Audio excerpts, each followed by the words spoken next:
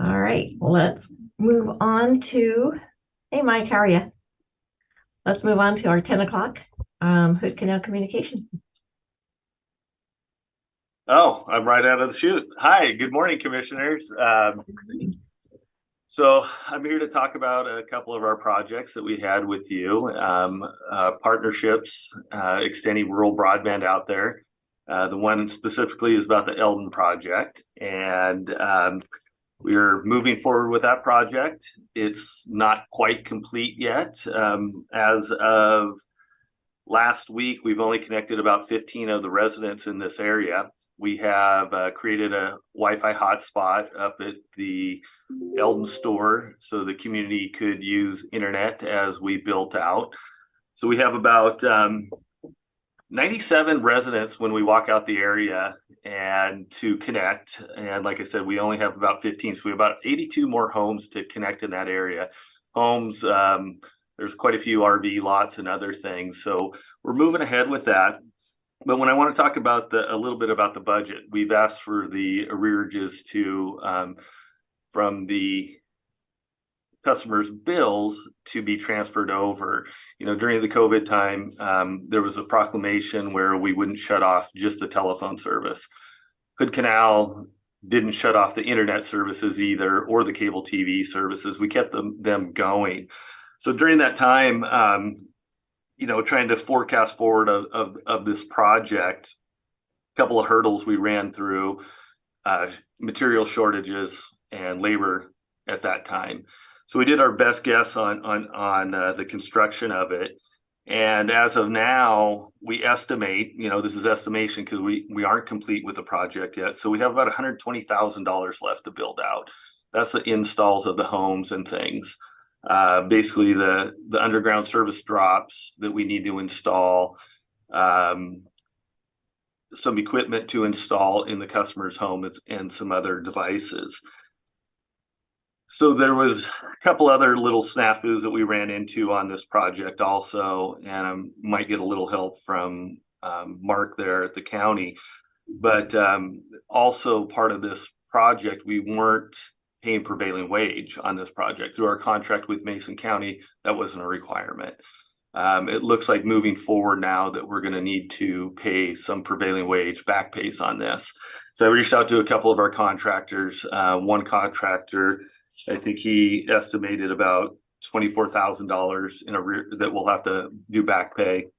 Another contractor was $500, and the company doing the underground construction drops hasn't returned that information to me yet, but the biggest cost is the underground drops. So as we move forward, we right now are serving really the unserved, the most rural portions of the county. And when I did an average cost on this project, we're about $7,700 per home pass per install. And when you look around the county, sometimes it used to be about $2,000 per home, a lot dense, lot more homes per mile. And another example I looked at, like Pewdies, I think Three Fingers, I was trying to do a calculation on that one, and that was about $20,000 per home. So when we start reaching out there, these costs are going up substantially. And then also on the labor cost for our installs, if we're moving forward and going to start paying the prevailing wage rates for our install techs, that's about a 70% increase of cost of doing business on the installs.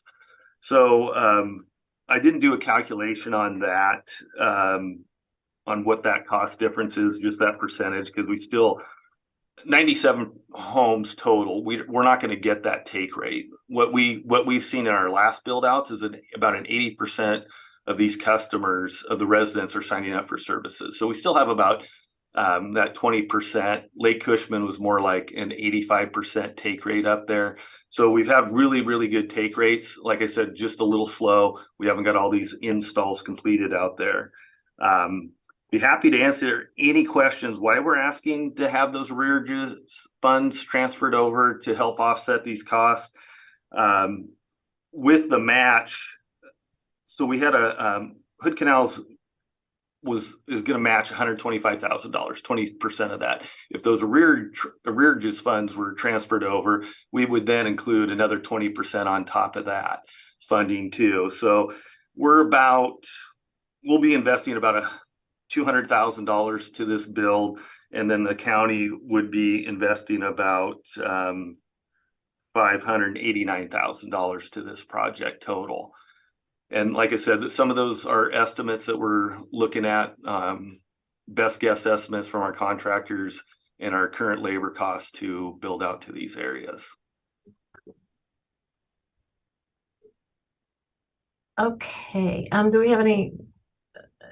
So I do know that I'm on the state public works board, and I do know that we have had so many contracts come back before us, or cities and counties, and like even broadband come back to us stating that the prices have definitely gone up. Yeah, I think one of our biggest hurdles are utility vaults. They've been available, and those went up over 100% cost to us since these budgets were put together. The average material cost has gone up 30 to 40% for fiber build outs. And I believe we're working on a project now in Jefferson County, and the material lead times are over 52 weeks for some of the products. So trying to forecast and plan, and obviously the demand is driving up those costs.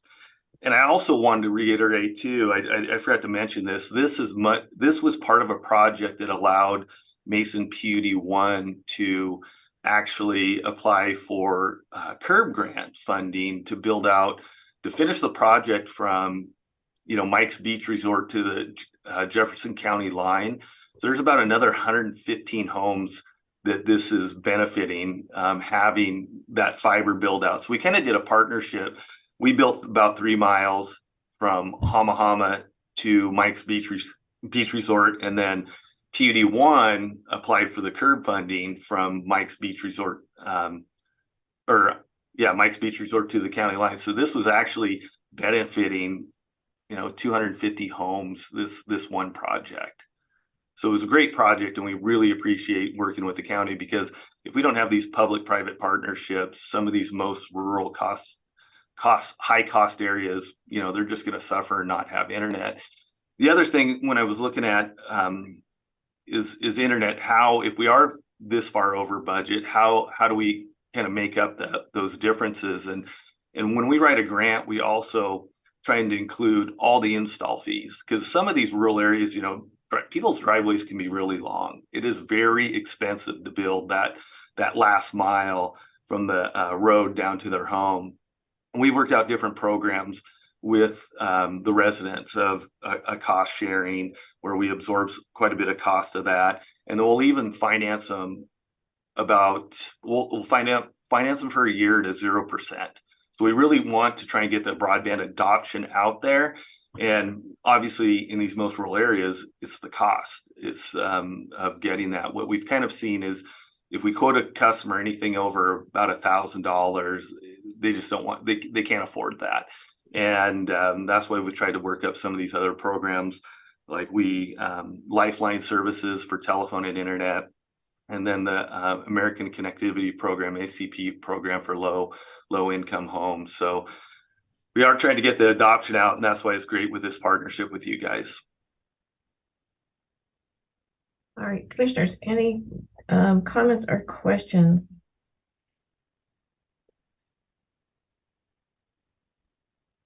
Mike, I'll just say first off, I appreciate you coming in and meeting with us this morning and sharing some updates with us, as well as your work on the county's broadband action team.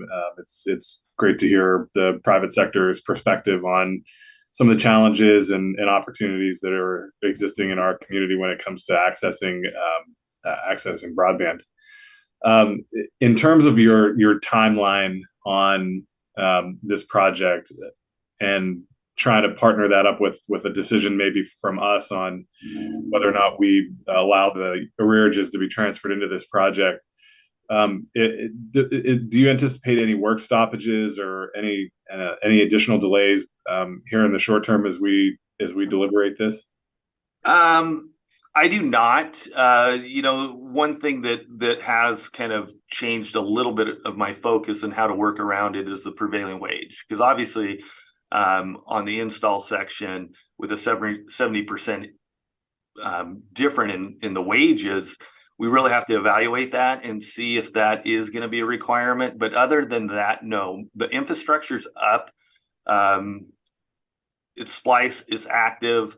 And then just the install portion, we have just a small amount of underground construction left to do for the drops. The aerial sections are a lot quicker and easier to install. But no, I don't really see it slowing us down from getting these customers connected. We just connected Mike's Beach Resort, and I think he was pretty ecstatic up there. He's been waiting and needing internet services for quite some time up there. Great.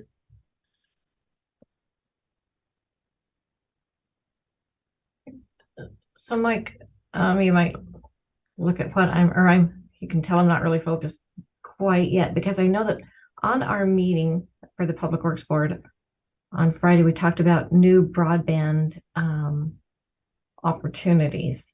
Mm-hmm. And so I know that we just approved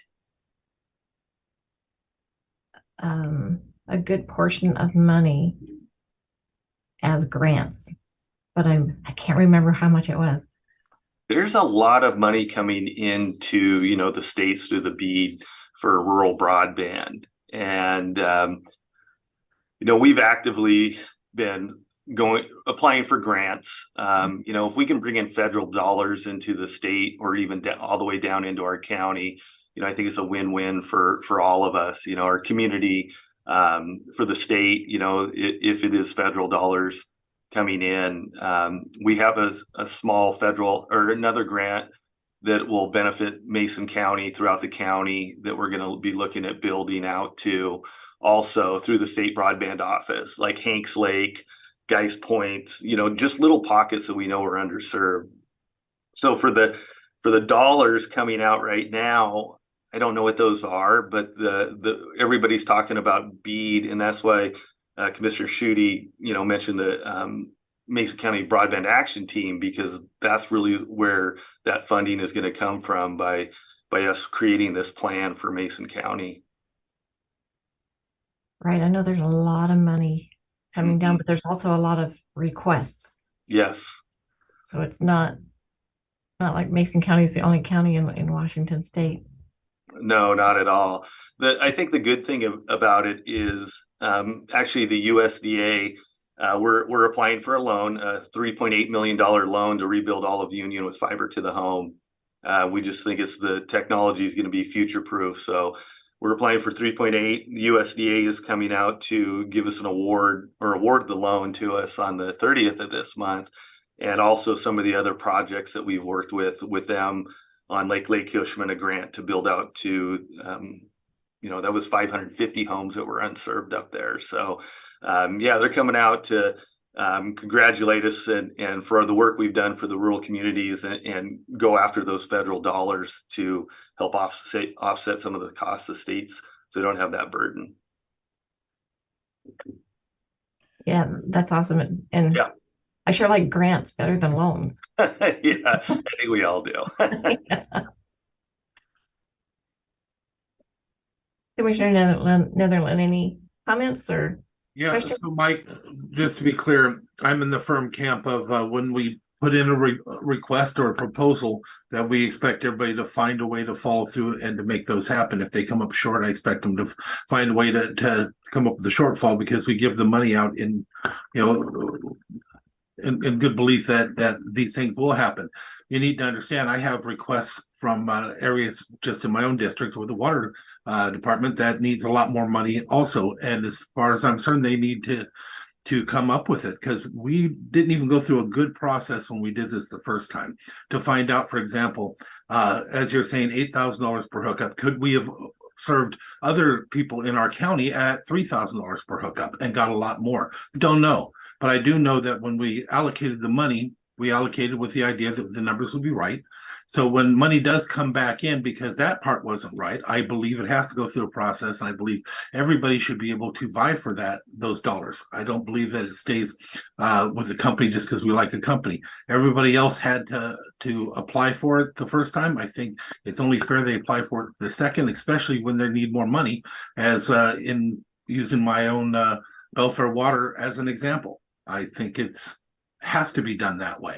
If it's not, then we start doing things in a way that we just like this area or that area, and that's never the proper way to do it. So I'd like to see us go back through a full process. I appreciate your update and why, but I would sure love to see us weigh it against other options, and also see what you're doing to maybe later on to come up with more of the money that was a shortfall on your request, because it is your thing. They're your customers. They'll be, your monies that are coming in.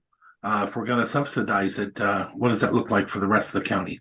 So those are my questions. It's not that much you can answer on that right now, but I didn't want to be hiding where I'm coming from. I want to be very clear to you the way I'm looking at it. And the way I'm looking at it simply is everything should come back and be reevaluated and go back out amongst the requests from other people that may be, better or worse. And if they're worse, then yours gets it. That's where I'm at. Yeah. Right. And in looking at our agenda for support services, we do have ARPA funds on that list. So I think we'll probably be having more conversations about what to do, the next steps forward. Do we go back out and have people come back in and reapply if there's extra funds, or what do we do? So I think that topic is going to come up. So I too appreciate the information that you've given us and your hard work, and I'm sure that, like many, having good internet is greatly appreciated, and it's much needed in our county. So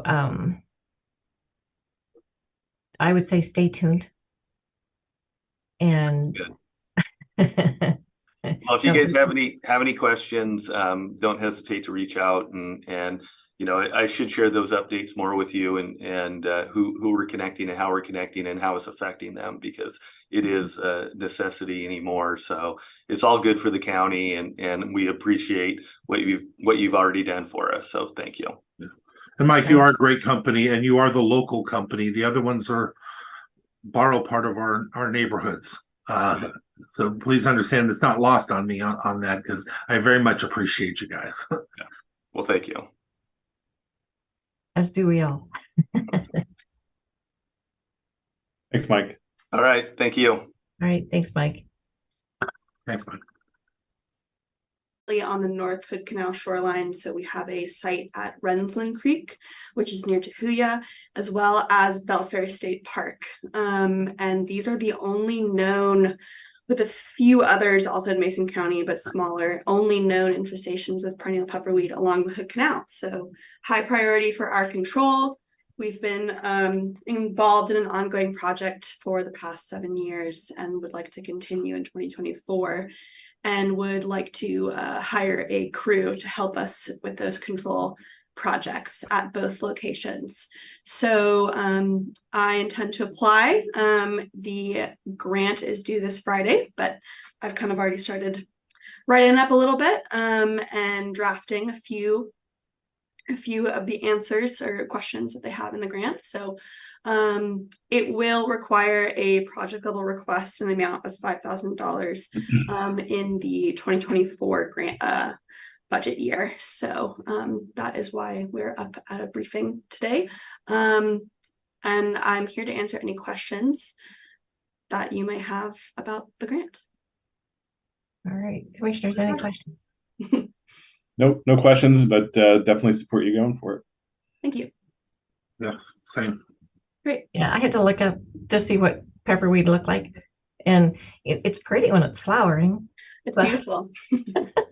Yeah, it's in the Brassica family, also like a mustard family. So it has a very distinct horseradish smell, and actually has been used as a edible plant in its native range, and was likely introduced as an edible plant. But unfortunately, it also really likes to grow in our estuaries and crowd out native vegetation. So very beautiful, but very, very dangerous in certain circumstances. So Just like Scotch broom. It's pretty when it's flowering. exactly. Yeah. Man. All right. Well, you're doing a great job and keep us updated. Okay. Yes, will do. I appreciate it. Thank you so much. Thank you. All right, Mark. Your turn. Thank you. I think I've got all of my technology items corrected this morning, so I should be good to go. Diane, you want to jump in and talk about the potential move out of Zoom? Sure. Good morning, commissioners. So as you know, the county has moved to Microsoft 365, and part of that platform is we have Teams, which is a video conferencing platform, and our Zoom license comes up in June. It's $4,500 a year, and so IT has recommended, and we took it before the steering committee, who concurred that we not renew our Zoom license and we just move all of the video conferencing that the county does over to Teams, since that's part of our 365 package. And IT has reached out to courts because there's part of their system, they do have to have Zoom, so they have their own license for that. And TJ did send out last week to the different Zoom users, and we haven't seen anything negative on moving to only Teams, but that would mean too the commissioners' meetings, our briefings, we would move this over to Teams. So I wanted to know if the board's good with that. Yeah, how would that affect Mason Web? We've told Diedrich, so it'll be a matter of changing like the link and whatnot, and TJ will work with him to make sure whatever he might need, we'll make sure that we accommodate Diedrich for that. All right, any questions or comments from? Yeah, I got a comment. I'm not going to stand in the way because I know we have good people that looked at this and are bringing forward this recommendation. I have a distaste for Teams, a very big one. People in the public have a hard time utilizing it and getting through. I've had more issues on these committees that I belong to where Teams has not served the public well. It may serve the group well because they can do there's different things that they can do internally, but for the public, there's some issues there, and I hope we're not making a mistake. But again, I know there are people that are very up and intelligent on this. I'm not going to doubt them, is what I'm saying. I'm just telling you what I have seen, because I've seen a lot of bad come out of the Teams, a lot of drop for the public. And what we're recommending, commissioners, is starting next Monday is we'll test it by moving to Teams while we still have our Zoom license there and see how it does work, because I did hear a comment that for internal Teams is great. When you're going with a lot of external, that sometimes it's not so great. So we do want to test while we still have our Zoom. And if we find, after a few meetings, if it's just not going to work for our public briefings and whatnot, we can always renew our Zoom and just stay on that platform. Okay, I appreciate that, because I really do know that there is a lot of issues with the public. I don't know if it's because they don't have Microsoft. I'm not sure what makes the difference, but it has definitely had issues with people from the public trying to use it, and they're the ones we're doing this for. So if we forget that aspect of it, we'll pay a different price. No, absolutely. We'll make sure it works with the public and with Diedrich with the live streaming and all of that. And like I said, if it doesn't, we'll just keep our Zoom license. Yeah, I have to agree with Commissioner Netherland, because before we got Teams and away from Zoom, and it was difficult for me to get my teams to sync with, or my meetings to sync with theirs, and so there were issues there. So that's a concern for me also. But I'm anxious to see how it works in our trial period. Okay, so our goal is then next Monday, we're going to try using it via Teams. So I will cross my fingers and hope it works, and we'll find out. All right, and that link will be posted on our website. Yes, and we'll make sure we change all the language so people know it's Teams. And yeah. We should try our best to give a good heads up, though, because imagine how hard it's going to be for them if they start looking for stuff and can't. it's hard enough sometimes for some of them, even with the easy one like Zoom. I still get the calls of people that are upset can't get in. Okay, yeah, because my thought is where the Zoom link, we typically post, on the front page. So instead it'll be a Teams link and then same on the agenda and whatnot. But yes, we'll make sure we get notice out there when we circulate the agenda and everything. Great. Yeah, I always join our meetings through through our website. So it'll be fun to see how it works. Another adventure. Yeah, maybe we'll have that Zoom link handy because you never know. But If she opens the meeting cussing, we know it did not work. so we'll see how it works, but that's our goal. I think that TJ's actually got some recommendations for staff that are utilizing Teams, and especially if they're away from our network and so they're remote. There's certain things that make that experience better in how you connect to it. So he's gonna put together, him and his team are gonna put together some kind of I guess the recommendations for how to make it a seamless process. But I guess, and my problem is not with us. My problem is with the public. If we have to educate the public how to do it, we're already screwed them. Yep. I think that his concern was more the potential complications associated with internal people trying to connect that are a part of our network, because the computer is like trying to go through the network to do that. And so when you're remote, you need to do something different. Was that correct, Diane? Right. You can't, it does not work well if you're on a VPN. So if you're working, from home, teleworking, and you're on a VPN, you need to open up another window and go into Teams on the web-based Teams, because it does a lot of that. See, that makes so much sense to me, because a lot of people in the public, because of their watching movies and stuff, they are accessing things through a VPN. Right, and you want to be on the web-based Microsoft Teams. So yeah, there's definitely things you have to be mindful of, and we'll try to make sure it's out there so it's clear to people how to make it seamless. But if it doesn't work, like I said, we have the opportunity to keep our Zoom. So sounds great. Thank you. Thank you. Thanks, Diane. Mary, updates to personnel policies? Personnel policy. I'm sorry, it wasn't just one section like I promised. So it would have been, but there's grammar again overall. So when you look at this thing 30, 40 times, you still miss things. So I apologize. But the big thing is adding section 3.6 probationary periods. We realized that we had differing language of probation versus trial. We wanted to be clear what a probationary period is in the personnel policy, so no one is left guessing, and that period is that 6 months. And so there was an addition for that, and then just again correcting overall grammar or moving to plain talk so it's not difficult to read for people. And then my goal moving forward is to make sure that we try to consolidate updates and maybe only come to you quarterly would be my goal moving forward. But I know we've had a lot of upfront work to do, so hopefully the personnel policy will chill out a little bit. I know you don't like seeing 3 million pages in your packet. Well, it wasn't quite 3 million, but it was a few. Looks good. Any questions or comments, commissioners? How are you going to educate us if you don't give us those 3 million pages? You're doing awesome. Don't sweat it. All right, thank you. That's good. All righty. So, in keeping with complex discussions, Jen, you want to talk about our motor pool and the work that you've been doing on this?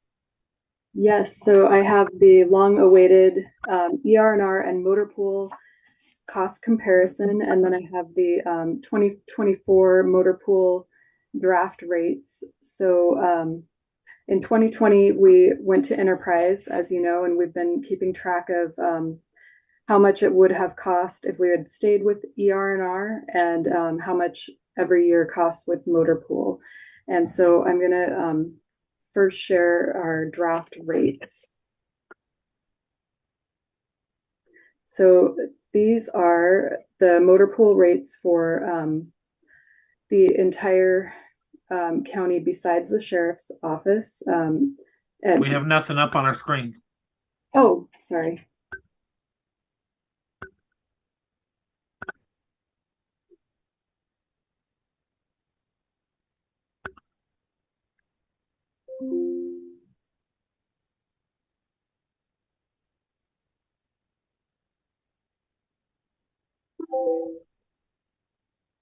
Okay, so this is the rate for motor pool for everyone besides the sheriff's office, and this is not including public works and utilities. There's still And not including the sheriff's office, you just said? yeah, I do them separately. Okay. So the total motor pool rate is estimated at the time that I put these rates together at just under 290,000, and this is for 2024. And the rates are just slightly low, I believe, because there's a piece for the paid off leases that is not included in these rates. So I believe I need to add roughly $13,000 for the paid off leases. So this is the first year, 2024, that we will have cycled through some of our leases. I believe there's 21 in the white fleet side, so non-police pursuit vehicles that the leases will come due in 2024, and so we still have to pay depreciation on those leases until that depreciation is paid down to zero. And there's a maintenance fee that's included in here, but there is an interest component and a management fee to Enterprise that is roughly about $50 a month, I'm estimating, per vehicle. So that adds about 13,000 onto the total rate. So we're looking at more like 300,000 for the total motor pool rate for non-sheriff's vehicles.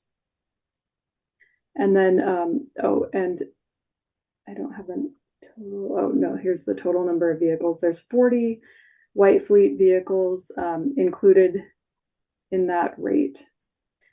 And so the sheriff's office, can you see that? Or No. Nope, I don't see anything for the sheriff's yet. Before you get out of this one, can I ask you a few questions first? Sure. I'd like to ask you to do a little math for me because I'm trying to do it myself and I'm having a hard time. Could you just give me the numbers of what we have for 40 vehicles is what you said. If you were to take away for fuel, insurance, trying to think of what else, and compare it to what we would have been before we did this with 40 vehicles. Did we have 40 vehicles? No, we have added vehicles along the way. That's what I thought. But so before we started this program, about how many vehicles do you think we had? I believe at the very beginning we had roughly 110 total, maybe a little bit less. It might have been 108 if I remember right. I can go back and look. We're comparing that to the 40 in total. I don't remember how many were white fleet and. Okay, because yeah, I'm just thinking I'd like to see the number of what we have for our 40 compared to what we were paying for the 40 before we started this program, minus fuel and insurance, because that's always going to be the same. Even though it goes up, it's not. We had to have insurance and stuff like that anyway. So the things that we would normally have, the only thing that you still want to include is the maintenance fee, because maintenance is different. You have higher maintenance dollars for older vehicles and lower for new, so that goes into the cost analysis. So I'd like to keep that in, but taking away fuel, which fluctuates, and insurance, which would be have to be done on both of them. I'm just curious what the actual numbers look like there year to year. Okay, so we're gonna get to that analysis here. I'm just starting with the. Okay.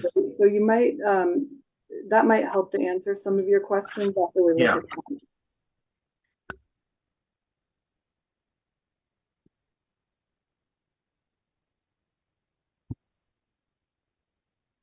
Okay, so here's the total sheriff's office rate, and this includes PPVs and white fleet. We have down here, can you all see this? Yep. Huh? Okay, so we have a total of 75 vehicles in the sheriff's office. We have 48 PPVs and 25 white fleet, and then 2 special vehicles, which are moving into the white fleet. So really on another analysis that I'm showing you all the vehicles, I have included those special vehicles in the white fleet. So a total of 27 white fleet. And so anyway, there's the total 75 vehicles. So the total rate is estimated for 2024 at around 1,555,000. But again, that interest and maintenance management piece is needing to be added, and that is roughly $11,000. I'm thinking, so bringing the rate to about 1,566,000, just under that. So any questions on this before we move on? No. Okay, so let's move on to the analysis.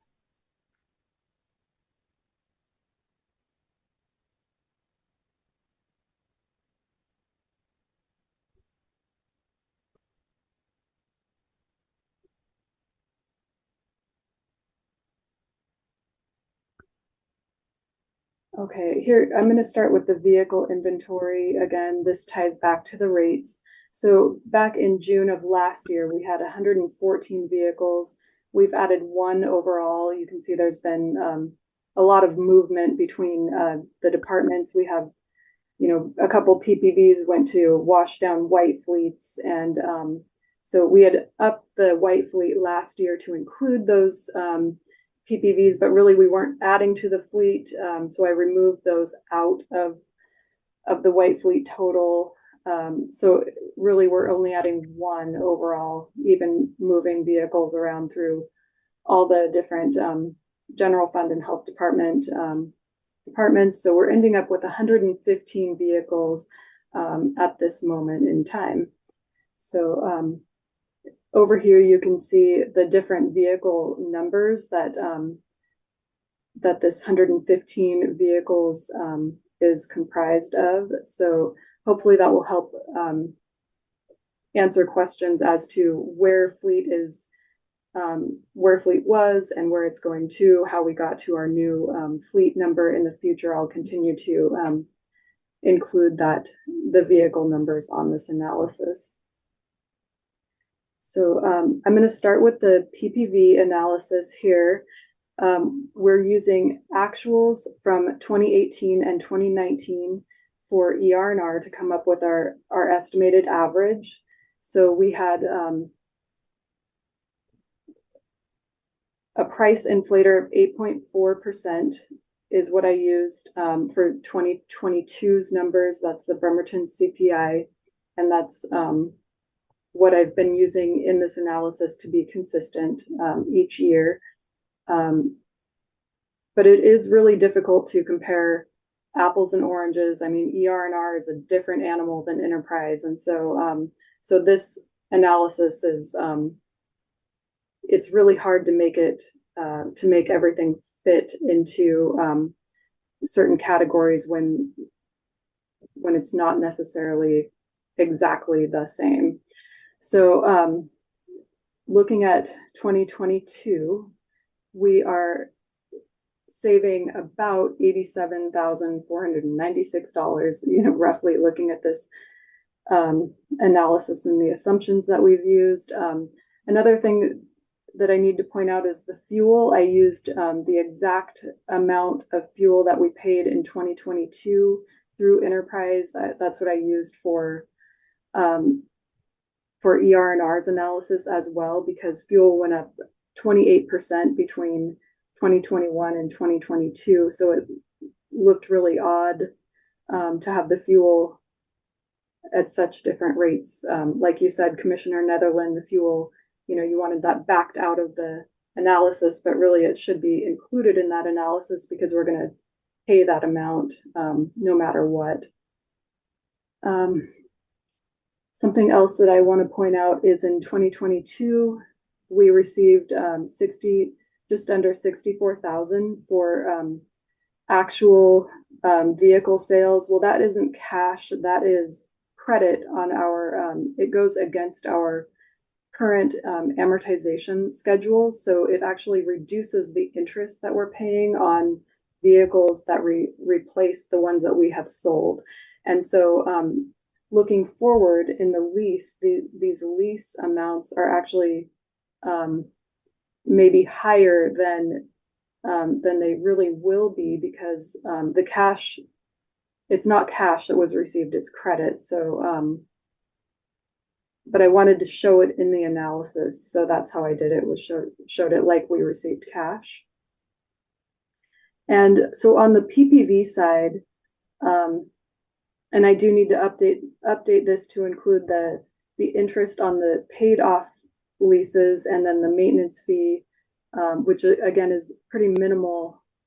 I mean, if we're looking at roughly, what was it, 11,000, that was a total on the PPVs and White Fleet on the sheriff's side. So it's going to be even less of an impact than that. We're saving a lot of money, it looks like, on the PPV end of things. So about just under 1.4 million, it looks like, on our 10-year analysis.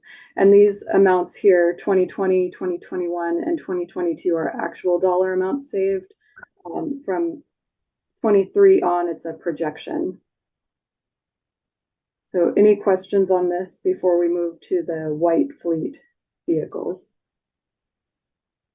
So 2022, the number of savings dropped down to 87,000 compared to 155 to 371. Yeah. What makes that? I mean, going back and looking at last year,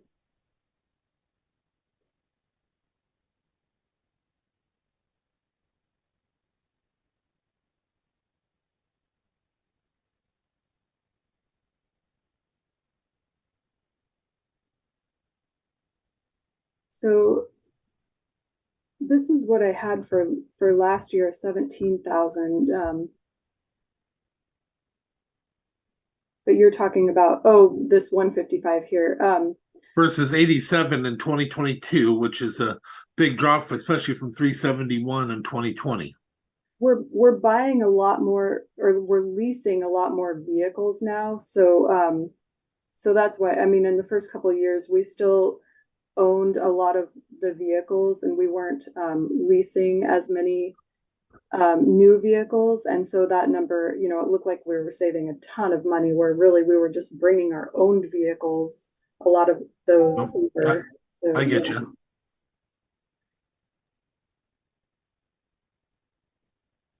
Any other questions on this before we move on? Yeah, some of the stuff I'm going to meet Mark. I'd like to meet with you later just so I can get a breakdown of what I actually am hoping to find, because and Jennifer, just a little bit on the outskirts of it, we went for years with 150, 200,000 mile vehicles for our law enforcement pursuit.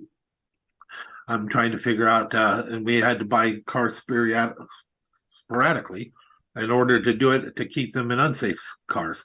So I'm trying to figure out how much of a benefit this has turned out to be. I think it's a huge benefit. I just having a hard time seeing the numbers to what it looks to me like. We are able to put them in safe, great, newer cars that they don't have to worry about breaking down in and dealing with for much less money than we were doing keeping them in these older cars that were high milers. So that's what I'm trying to figure out, and I'll do that later with you or with Mark to figure out how I can justify the numbers in my head later.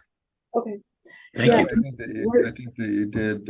You touched on a very important intangible, right? It's the utilizing enterprise to get access to some of these vehicles over the last couple of years.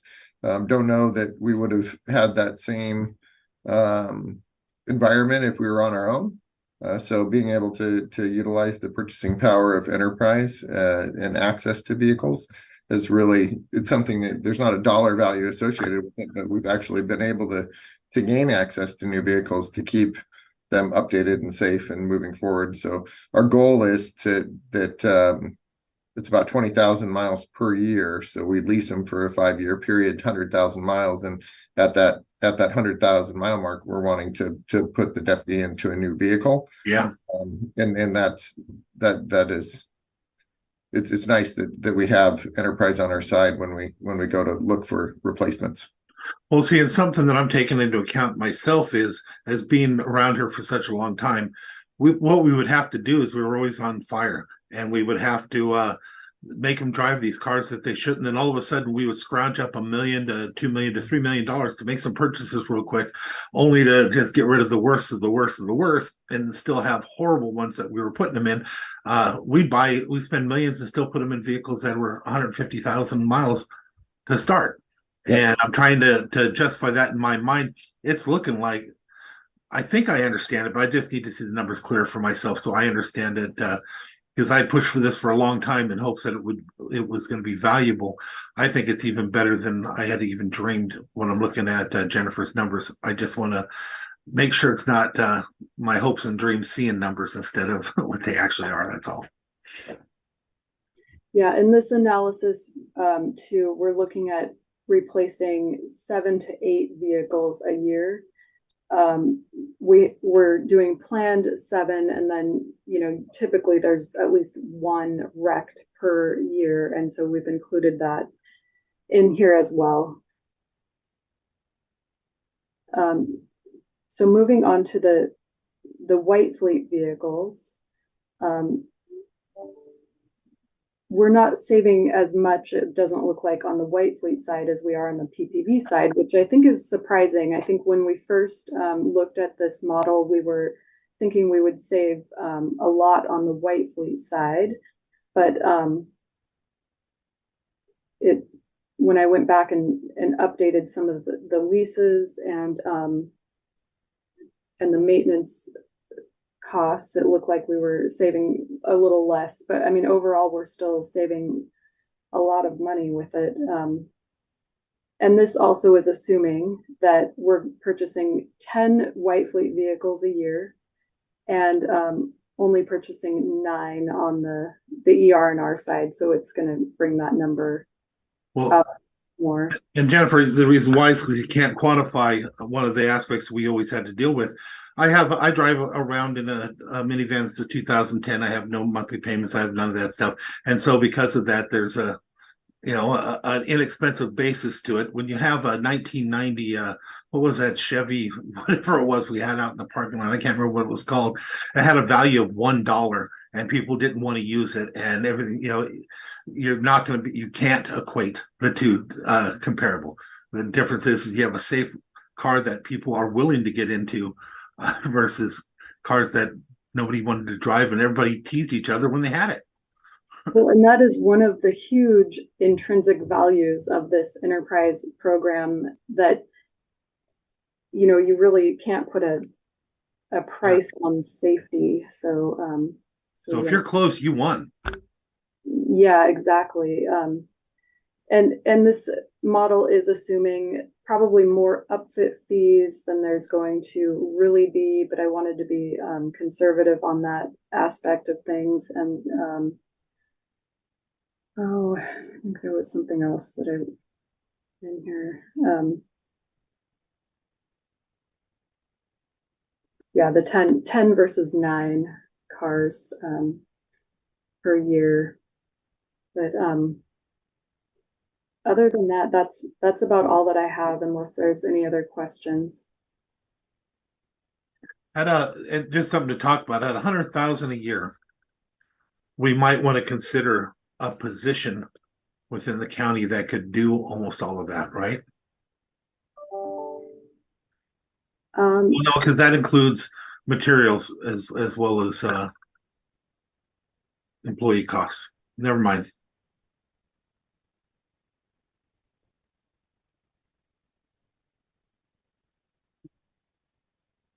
Are there any other questions on this one? Nope, not for me. Okay, moving forward, I don't know if we still want to compare ER&R versus motor pool. If, you know, the further into this we get, the further away from the ER&R actuals we're going to get. So, what do you think, Mark? Is there maybe a better way to compare? Well, I think that as we get farther away from our actuals in 2018, it becomes, you know, we're not comparing apples to apples anymore. So there is going to be a point in time, I think, in the future that we are confident that we made the right decision in moving to enterprise, and we could actually save a lot of time and effort and trying to go back to carry forward the would have been costs under the ER&R program is difficult and may not be as accurate. I think after I get my questions to you, Mark, and I get those answered, as far as I'm concerned, I think we're already done. I don't know what the benefit would be. We've had enough years to make a decision point. And I think it's already obvious the decision is we did the right thing, and it's stupid to go to even look at anything that was from the past. But I just want to get those numbers from my own head. Yeah, So absolutely. know what I did and did not like about what we accomplished. I think it would be interesting too to see the benefits that we're receiving that don't have a price tag. Yeah. Yeah. Yep. Yeah, one of the nice things too is that Enterprise has the cost accounting software, so we don't have to purchase that. So that's a huge, you know, cost savings to us. They do all of the cost accounting work. We just, I mean, we do a lot of work internally too, don't get me wrong, but a lot of that work that would normally have to happen on the cost accounting side, they're doing it for us, and it's at an extremely lower price than what we would pay, than what the county would pay if we were hiring staff to do that. I would say what I see is plain as day, is that no matter what, if we weren't doing this, we would, with the older fleet, we'd have several other employees doing maintenance within our own division. Because remember, we separated. We were with road crew, then we had to separate, become our own ER&R because of non-payback of past commissions of debts, and so we were paying a fee to go there. We'd be doing several employees strictly as mechanics that we're not equating into these numbers as savings. You know, give each one 115K fully loaded or 120K fully loaded, and that starts adding up. Especially when we're only talking two. If you're talking more. Yeah, so now, I mean, we have new vehicles that don't need to be worked on as much. There's not as much upfront maintenance costs. So yeah, we're saving money in that aspect. So what I would like to do, commissioners, is get permission for us to order 4 White Fleet vehicles for 2024 and 7 PPVs for 2024 to get those orders going and bring them back to you. And then I'll update the rates, bring those back to you, and we'll work with Enterprise on a plan moving forward on when to rotate our vehicles out in order for us to get the biggest bang for our buck. And when to add it to our budget for what you're requesting. Because you're requesting 2024, are we going to pay anything in between that, or is that going to be just into the 2024 budget that you're asking us to approve for 2024 budget? I'm going to ask for you to approve it for 2024's budget, and if those vehicles happen to become available in 23, I'll ask to do an amendment. Okay, I follow you.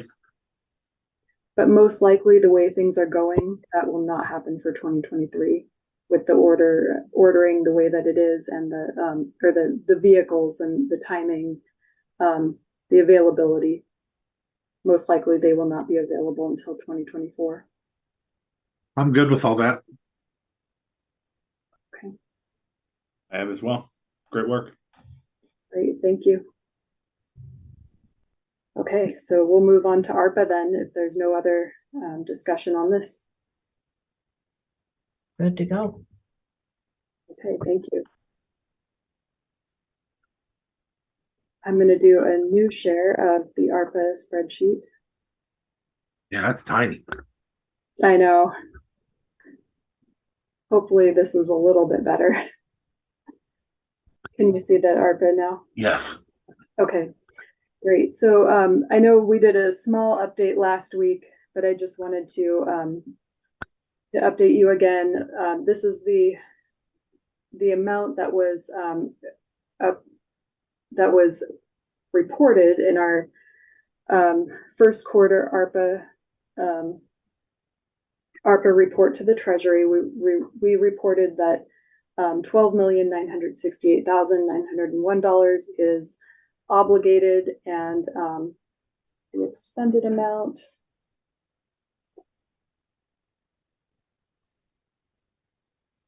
is right here. So we have expended $5,656,000 of the ARPA funding through the end of March, and there's currently $110,926 that's over obligated, but it looks like there's about $132,813 in funds that will come back to the county that's available to be obligated. So So what, just to be clear on that, the 110 does not include that in there. Matter of fact, if we took in all the money that is scheduled to come in, we'd be in the positive about 20 grand, right? yes, that is correct. And if we don't take in all the money that is already supposed to come in, then we are backwards 110,000. Yeah, so when we reported the obligations, we took the 110 or 111 out of this administration total that's obligated. Yeah. So that amount right now, if everybody spent all of their ARPA obligations, we would have to take that amount out of the general fund. I got you. But if we did nothing more right now and just stayed on it, everything is flush until even more money comes back in. We're flush by 20 grand. Yes. If we don't reallocate anything at this moment, is what I'm saying. Yes, that is due to the projects that were obligated and then have underspent their funding and don't have any more to spend. They estimated a little high, or I mean, you heard Mike's his presentation. He is asking for that 87,000 to be re-obligated into Eldon Fiber. We've got the prosecutor's building was a lot cheaper than we thought it would be. We have the jail elevators and doors. That was a little bit cheaper than we thought it would be. Just a small amount on the IT infrastructure, storage, and the Lakeland pump station. It looks like they saved a little bit of money there. So that's what is comprising the 133,000 there.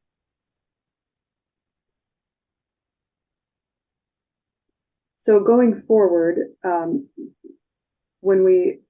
we get projects that are complete, we will, I don't know, how do you want to do this, commissioners? Just, do you want to go out again? Do you want to? Jennifer, I have a question for you. Okay. So I think I'm looking at the right thing here. So for Community Lifeline, their contract end date is June 30th of 24. Mm-hmm. Is that correct? Yeah, we amended their contract, but they are actually, oh no, I'm sorry. That one is not correct. That one, we ended that I think that one ends May 31st of 23. Okay. Yeah. And that is fully paid out at this point in time in May. So there is no balance remaining. There is not a balance. So that 18,000. This is everything through March 31st. Oh, okay. So the way I read this, Jennifer, correct me if I'm wrong, the only thing we have to allocate at this point is $20,000. That's what it looks like with all of these projects that are in green that are not that don't have, you know, the expenditures there.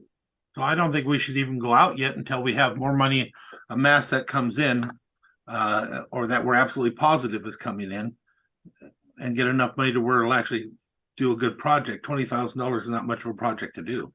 No, it's not. Yeah, that wouldn't go very far at all.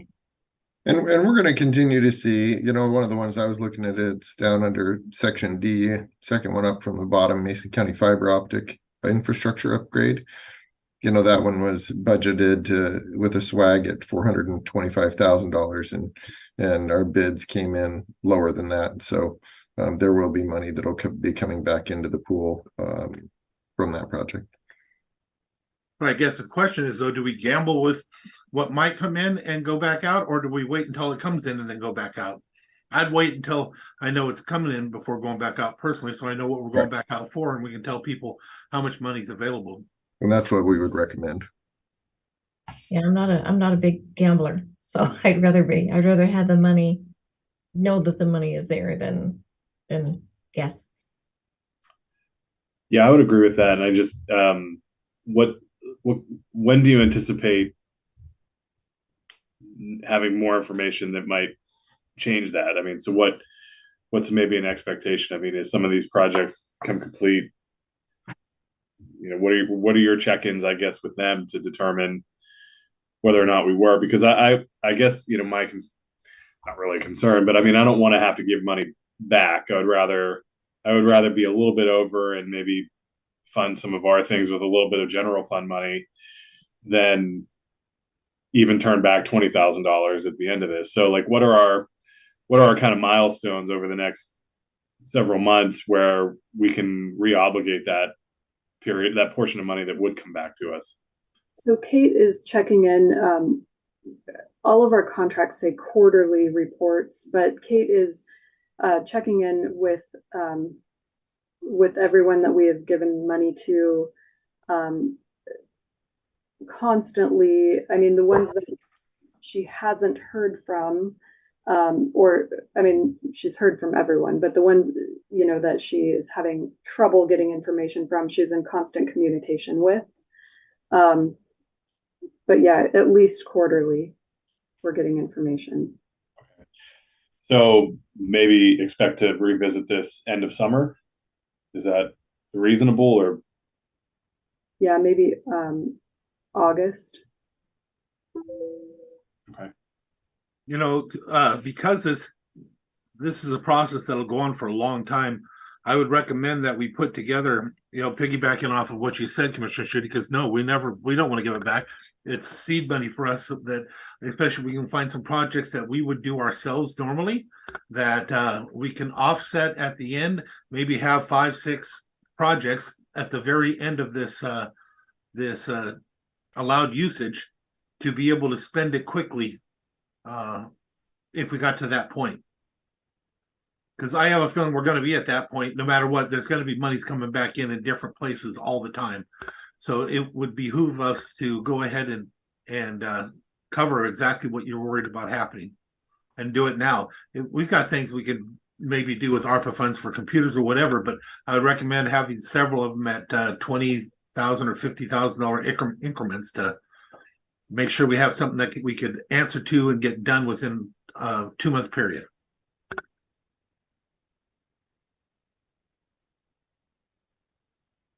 Yeah, I'm open to that. Sounds good to me too.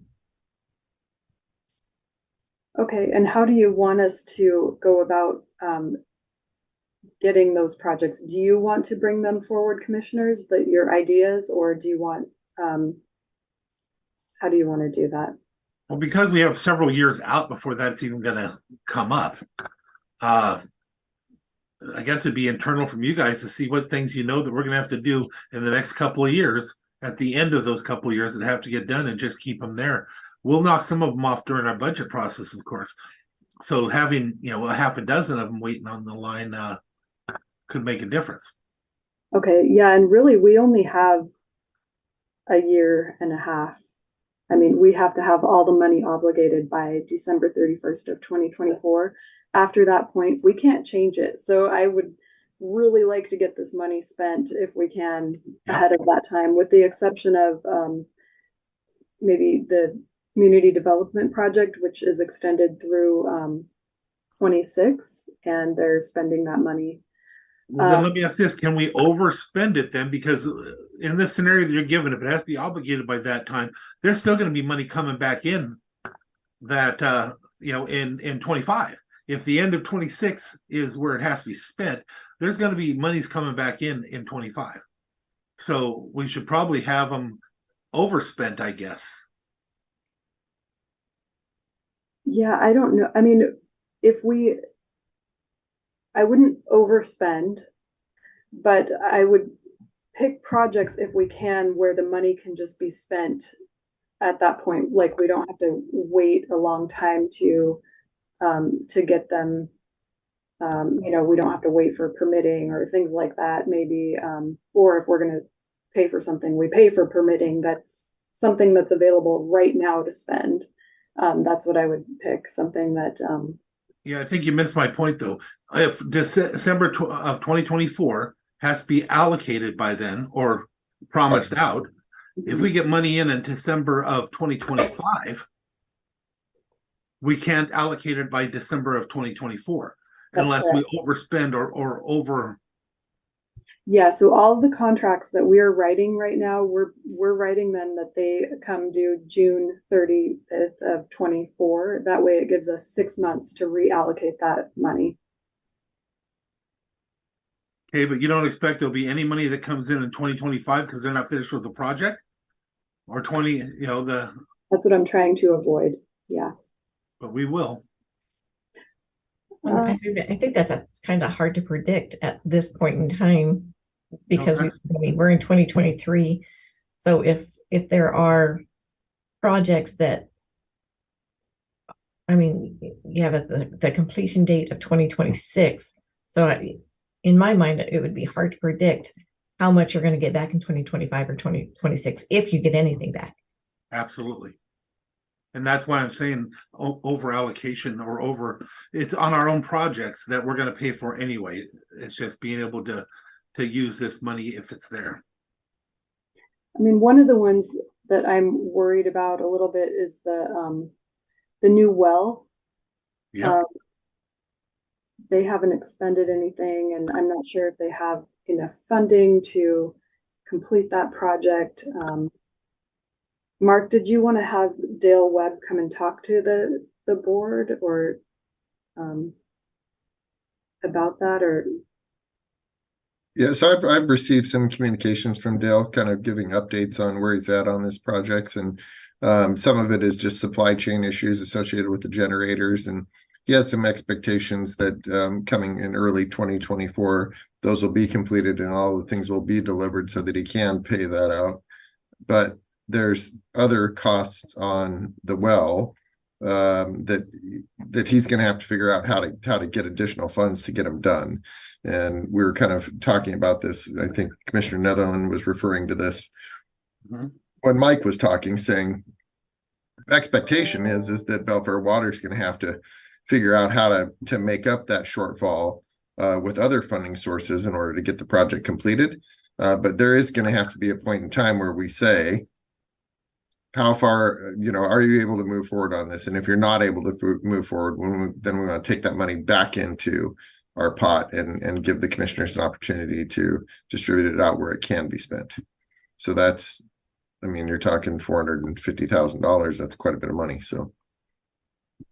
Yeah, so I would say if these projects that we're worried about if no movement has happened with them by June 30th of 24, bring that funding back and reallocate it to something that can be spent out immediately.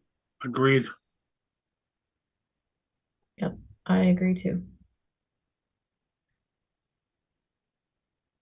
So Kate will continue to pester and poke and prod and get updates, and I'll keep those lines of communication open with some of these individual projects that are larger dollar volumes, and just want to make sure that we're keeping in good communication with the sub-grantees that we've given this money to ensure that they're moving forward on it. But we'll continue to update the board as we go along. So that's all that I have. Thank you, commissioners. Thank you. So the next item on our agenda is the purchase of 126 Nealand. So this is a warehouse that we're going to use for storage of materials for our facilities group, as well as relocating our coroner into this facility. The purchase and sale agreement, I think that we, back in December of 2022, we had entered into this attempt to purchase the building. The phase 1 reports came back that actually required a phase 2 be completed. The phase 2 was just completed, and I included that in your packet. It's fairly technical, and it's there's a lot of information in there. We went through Atlas Geosciences Northwest. Actually, it was the seller of this piece of property that paid for both phase 1 and phase 2. I was pleasantly surprised not to see high levels of metals in the soils. There were some tests that came back for gasoline and diesel that were above the allowable limits, but they noted in their report that there was the sample that they took had turbidity in it, and I don't know if I pronounced that correctly, but what that means is that it had particles, so that could throw off the actual results of that test. And so they talked about that in their summary that you can see within their report. But with this said, we are not moving forward with any big projects that would open the ground back up. I think that some of the stuff that we've seen in the report is similar to other reports that have done on surrounding properties within that area. And so I would recommend that the board move forward with the purchase of 126 Nealand. I'd just like to ask you to, and I agree with you, you and I talked about this, I agree with you, but there is one thing that came to my mind that I'm a little bit worried about, and that is that we check with the city just to make sure that through the process and things that we're going to do, that they're not going to require a big cleanup based on these results. It'd just be smart for us to hear that from them first. I don't see anything that's that bad, but I'm not the one that would make that decision in the city, and I don't want to be caught in the middle of it if they say, well, no, that's horrible for us. We're not going to accept that. You got to do this, this, and this. And I will confirm with them. My understanding, Commissioner Netherland, was the city, if you actually open up the ground to remodel or rebuild something, that triggers some of these requirements to go in and clean the soils up. Yeah. And so this is I will confirm that with the city to make sure that they're comfortable with it. I think one of the things that Atlas Northwest recommended was we could install some test wells where we could monitor over a period of time the different levels. Now, groundwater in this area is fairly shallow, so I think they hit water 8 feet below the surface and then went down an additional, I wanted to say it was at least 12 feet were their holes, and I can't remember off the top of my head, so I probably shouldn't talk about it. I wouldn't want to put in those test wells, and that's what I'm worried about, and that's what I'm looking at. Will the city require us to? If they do, then we start taking on the liabilities of what those test wells will show. That's what I'm talking about, not the other way around. If it's going to if they're okay with it the way it is, then I'm okay with it the way it is. Then if we decide to do something different with the land, then it's up to us. But right now we have a long-term plan for that land as it is. Okay. Well, I do see that the mayor is on here and he does have his hand up. So I would like to give him an opportunity just to say something real quick. Hi, I don't believe the city would require any kind of a cleanup, but I would definitely check with the Department of Ecology. I am in the business of underground storage tanks, and they are the lead on that, and they could require you to do some kind of cleanup or test wells based on a phase 2. I'm getting ready to do a phase 2 myself out at my gas station. So I would definitely check with ecology. I don't believe the city of Shelton would have any anything against that, but definitely ecology. All right, thank Good you. catch. I agree. Okay, I can check with ecology and get back to you guys on that. Sounds good. I think it's absolutely going to benefit our coroner and our facilities by moving forward with this. Our coroner has been moved around frequently, and with the cost now of storage and services from other counties, that's a ton of money. And Absolutely. so if we can rectify that, that'd be great too. And Madam Chair, at that event that we both went to as the sheriff's breakfast, I already got a thank you on behalf of the deputy coroner, and I don't want to look him in the eye and tell him, "Oh, just kidding." He's a big guy.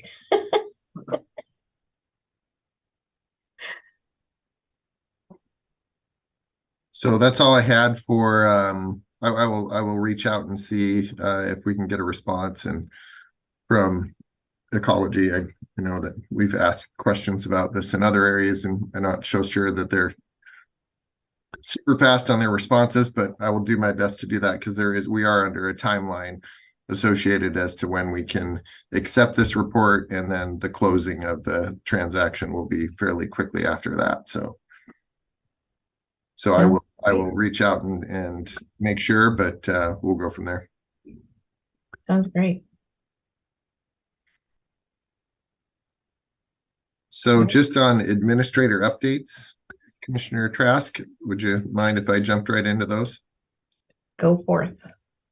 So I just wanted to make the commissioners aware that we believe that there's some social engineering going on where individuals are contacting people within the county to try and glean information. So this is very different from a cybersecurity risk than we've seen in the past, right? So in the past, you might have got an email that said, "Hey, the city of Shelton, your bill is due for the city of Shelton. Click on this link and enter in some information." That would give them access to your credentials and to come into our system and pretend like they were you. They're pretty sophisticated now, I believe, that individuals are actually physically calling people within the county. So TJ received a call last week that was very peculiar, asking questions specifically about our sheriff's office and how they connect with the vehicles, how we connect with the vehicles. TJ was smart and didn't provide any information and said that wasn't information that he could share.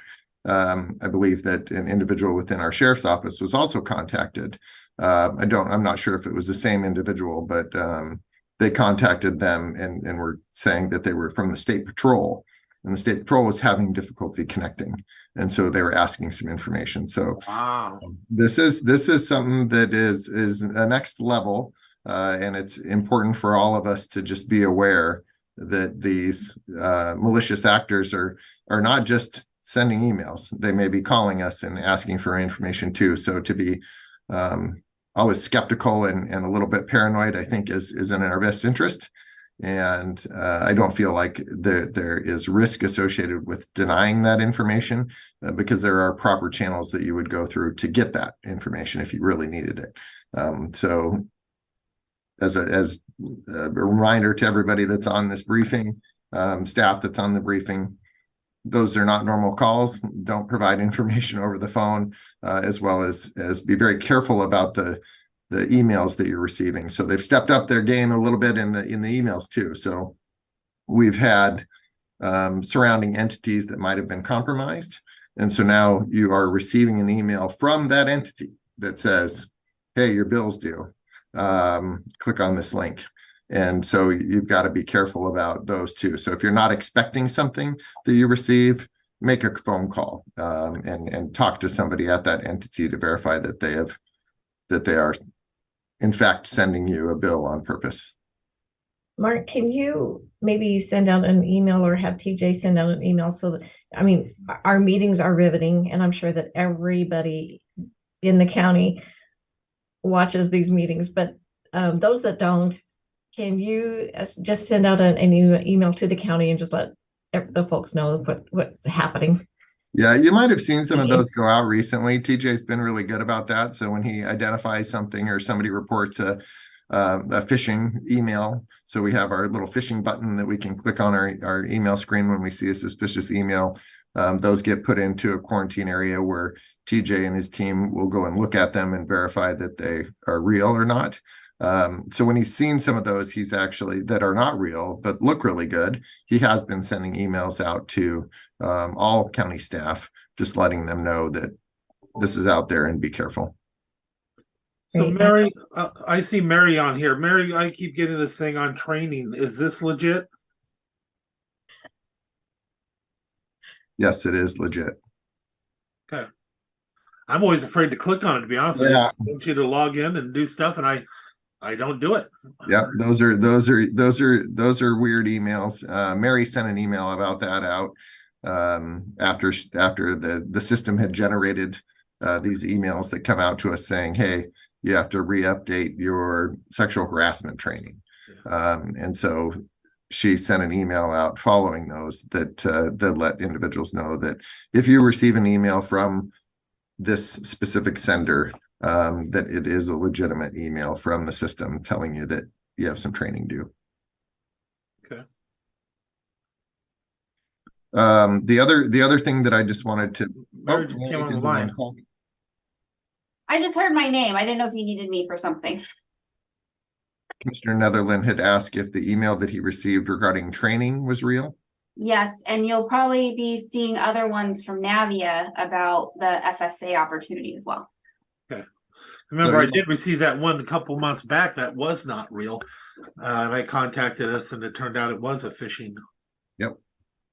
But that's awesome. I think IT would be happy. Everyone's on alert. That's good. Actually, can I say something too about that training?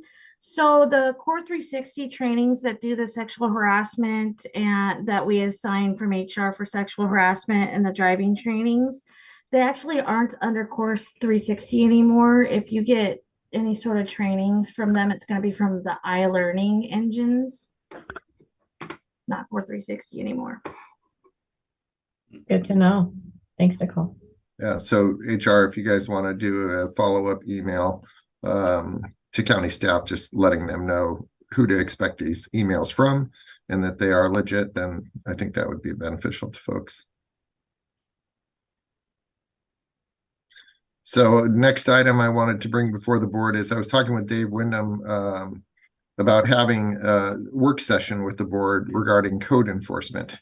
And so there's a lot of questions that have came up recently regarding code enforcement and what we have the authority to go out and do, how the staff go out into the community and investigate concerns that are out there, some of the tacks that they've taken to how do we address these things so that it doesn't just push a problem into another area of the county. And Dave was wondering if the commissioners would like to have some dedicated time where the code enforcement group came forward and talked with the commissioners about the process, how they do it, how they apply it, and some of the challenges that they're encountering now. Is that something that the commissioners would be interested in doing? I think that would be great. It would be, and then have TVW also broadcast it, and that way it's more, I guess, transparent. We want that people know what we can and can't do. Yeah, I agree. It'd be good. Commissioner Netherland, would you be interested in that briefing or that work session? Yeah, sorry, I didn't realize I was muted. Sorry. Great. So that's all I had for you. All right. Commissioners, anything for Mark? I don't have anything for Mark. I do have one item for commissioner discussion, but if we want to wait until we get through Public Works, that's fine too. All right, let's do that. All right, let's move on to Loretta. All right. Good morning, still barely. All right, commissioners, we've got quite a few things on our hit list this morning. And first up is a requested purchase of a striping machine. Good morning, commissioners. John Ronald and Jeremy and Pete have been working on this for a while. We've been looking for a striper that was small enough to purchase and would actually be effective what we're trying to accomplish. In a lot of situations we have is we do chip sealing or we do some construction, and it's always an issue about putting down temporary striping or some kind of designating center line for temporary use until we can actually have it really striped. So this machine will be able to do that and very precisely. It would also allow us to expand our striping program into our lower classifications of roads, our 09s. There's a lot of issues a lot of times when we have to try to get the striper to do that kind of stuff. They don't like doing those short little roads because they just cost a lot of money for them time wise, and very little paint is laid down or miles is laid down. So this would allow us to actually start putting striping down on our 09 roads and it'd be a lot better for night driving. So we can absorb this in the budget. This is a really good deal and it is available now. And so that's why I'm recommending that we move forward and purchase this item.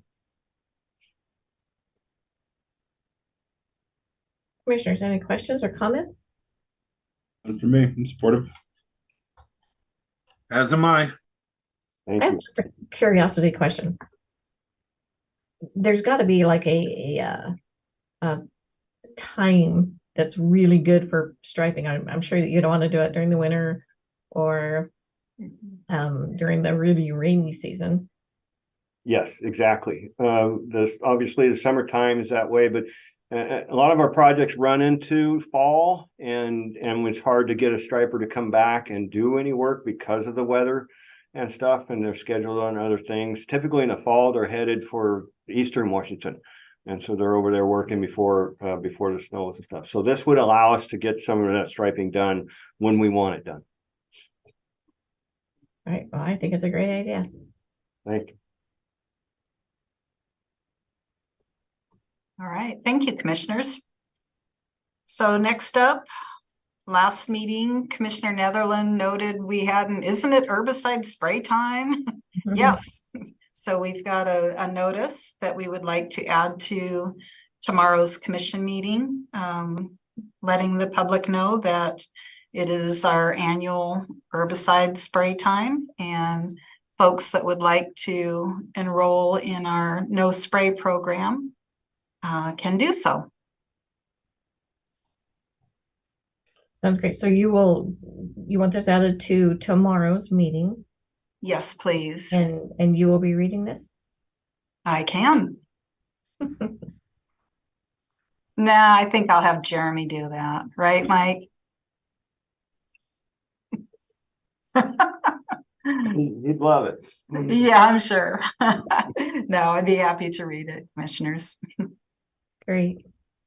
Along with a couple of proclamations as well. So we've got National Public Works Week coming up May 21st through the 27th. And this week is National Drinking Water Week.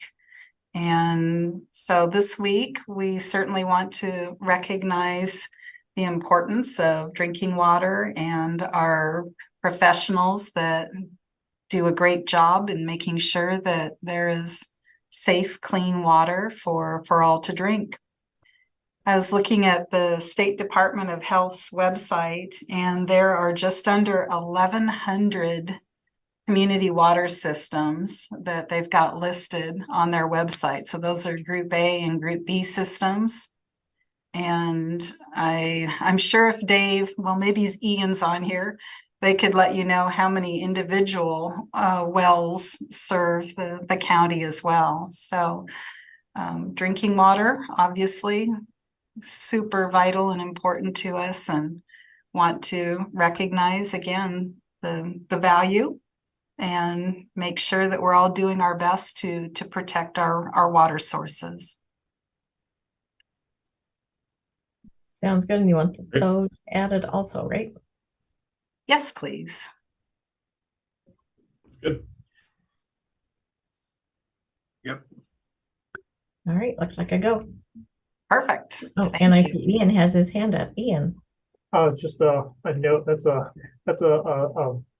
point of not necessarily intentions, something that we're ashamed to admit. We don't know how many drinking water wells are in Mason County. One of those items that is unknown. We estimate it sometimes based on the number of septic systems, but it's complicated. It's a good FYI, right?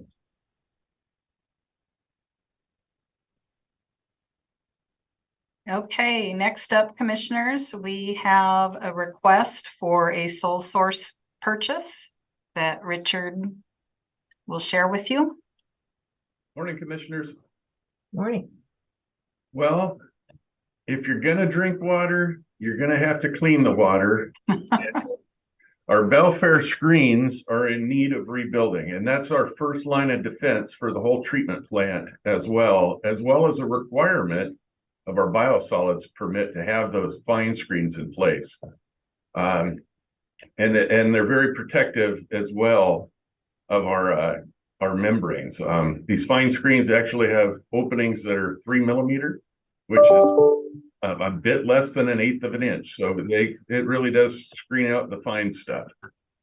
They've been in service for 11 years now, had very, very little attention to maintenance over those years. I can't speak to the first 7 or 8, but we're at that point now. This is a sole source item.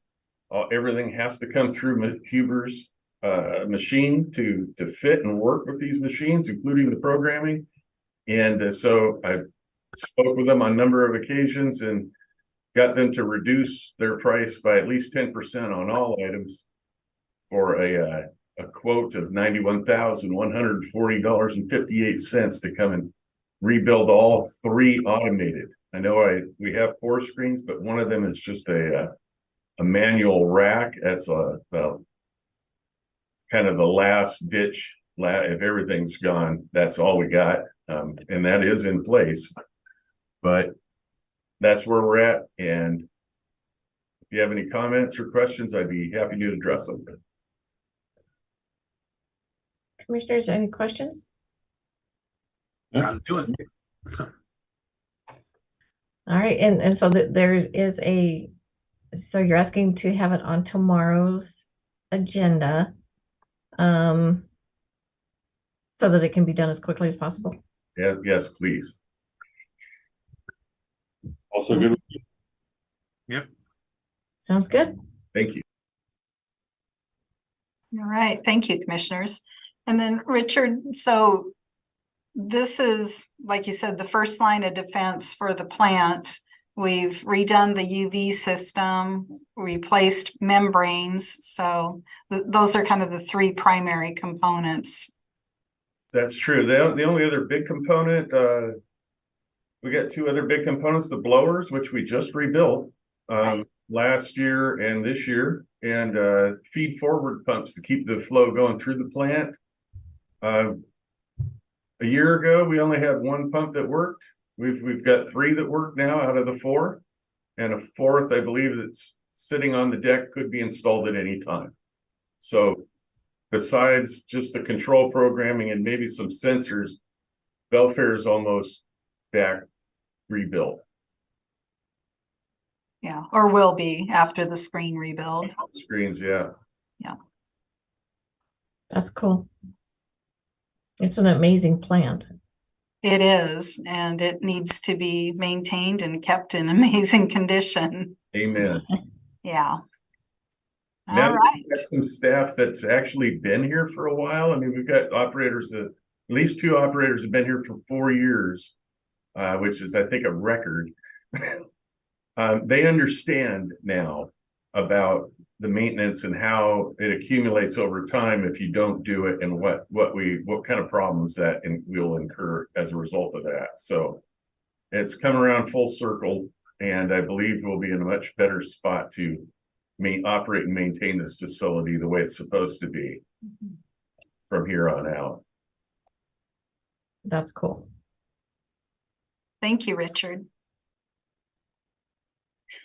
Okay, commissioners, we've got some discussion items and a couple calendar and follow-up items.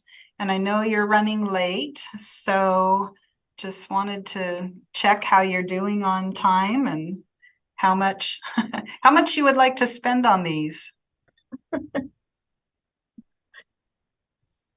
We do have WASAC at noon, but county business first. Okay. All right. I'll jump to the quick follow-up items. So we've got the visit to Roselle Road on Wednesday, Commissioner Trask, and then work plan check-in. So today we're going to talk about the annual construction and maintenance program. So road side of the house.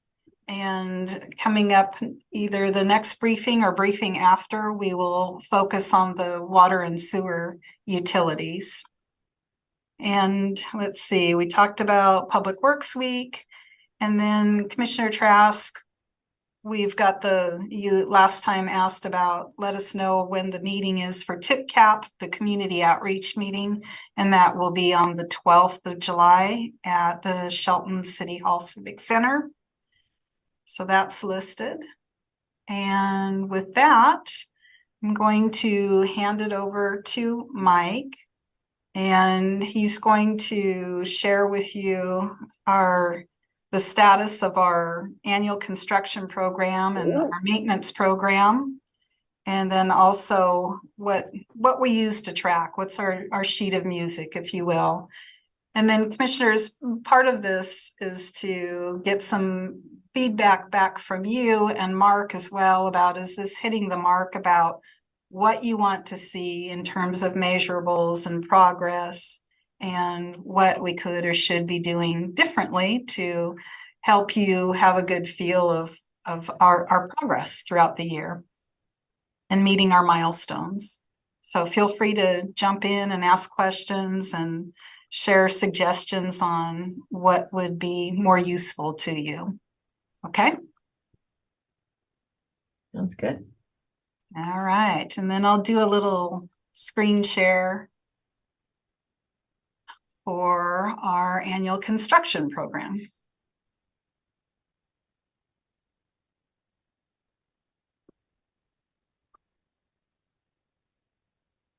So what you're seeing here is our annual construction program, and I've put some notes in here. Over on the left-hand side where it has the red notes, those are just notes about the specific project. So example number 1 is Harstein Island Polyester Overlay Project. We are having a pre-construction meeting on May the 10th, which is Wednesday, for the contractor to proceed to start work for this year. So this project will move forward this year. And then if you look on the source of funds columns, where it has some red numbers in black and a little green. So the red numbers are areas that we probably won't be in construction this year, and why they're there. So the first one is number 2, which is Mason Lake Road Improvement. That was our last year's road improvement that we've got completed at the very end of the year, but we didn't know if it was going to get completed, so we put it on this year's program as a backup. And so where it shows the $250,000 and the $550,000, those monies won't be spent this year. Funding, they were spent last year, basically. So each one of these is a little bit different. And like, again, we overlapped. Number 3 is Clear Zone Improvement Project. That again was an overlap. I've got there about 300. We did actually spend this year about $360,000 of the federal monies, HSIP monies. But I had it in here at 1.47. I had the whole project in again because again, we didn't know if it was actually going to go last year. Number 4 is Mason Lake improvement project for this year. That's in the black, so that is a go. Shelton Valley Road culvert project replacement is number 5. That is in the planning process, so it shows for construction funding here, but and the money is there, but we're not going to spend it this year. It will be in construction next year. Camilchi Point is number 6. That was an STP project that we proposed as a backup for the Mason Lake project. So we put in 2 of these each time to kind of cover ourselves, just in case we run into something that we can't do one, we'll switch over and do the other. So that funds won't be spent this year because so it shows in the red there. The next one is Sunnyside. That's a gravel conversion we're going to get. Number 8 is Tunerville Bridge replacement project. I show it as the full amount of construction. The money is there, but it's not going to be in construction this year. So the $1.8 million, we're in the process of selecting a consultant for this project, so we won't actually go to construction this year, though. I'd love to, but we won't. So number 9 is another Kelly Hall gravel conversion. So we'll get that one. So 10, 11, and 12, these are kind of backup plans for bridge repairs, for any other small capital projects that we run into or fire has to be put out. And then the neighborhood roadway safety grant, that's one of those grants that we've kind of worked with TIPCAP to try to get them in their neighborhoods and make proposals for some kind of safety improvements. We haven't really been successful on that, but we've had a lot of conversation about it. So we'd like to leave those funds that could still be spent this year. John's Prairie, which is number 13, the intersection there, we were going to spend some funding for right away. We probably won't this year. As I recall, we did not get the funding for it through the legislative. So we'll keep trying. North Fork Goldsboro Bridge is number 14. That's repair of the replacement of the cap, and that is going to go out to bid this year. We're waiting for approval for local programs. Uncle John's Lower Culvert, that is in the design process right now. We're investigating multiple alignments to shorten up the structure and not have to have a $3 or $4 million bridge sitting there. So we're making some progress with the neighbors to be able to realign the road a little bit. But again, it won't be in construction this year. Sunny Slope is another gravel road conversion we're going to get for sure.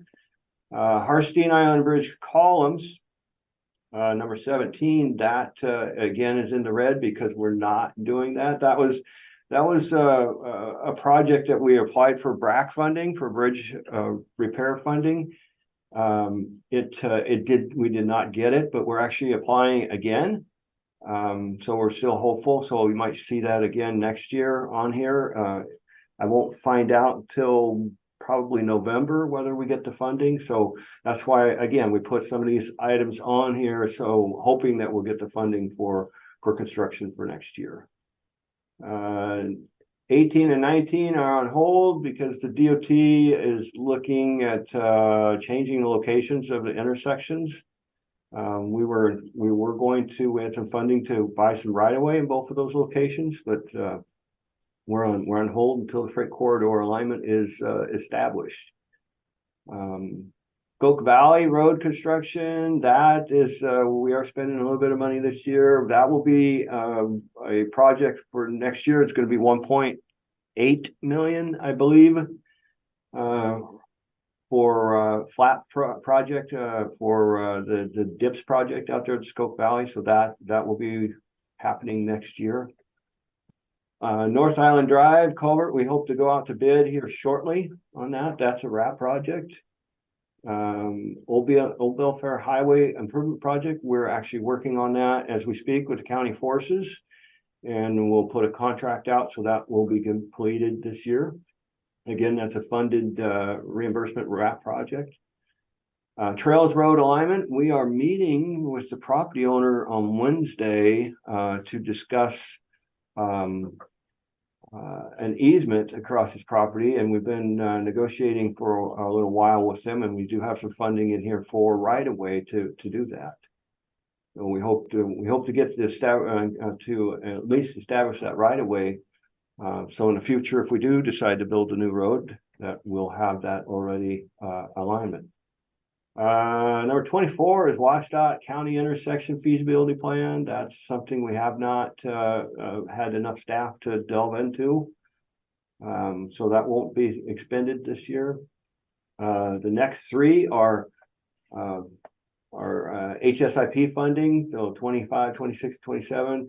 The guardrail project retrofit, we're trying to get obligated before June to go out to bid.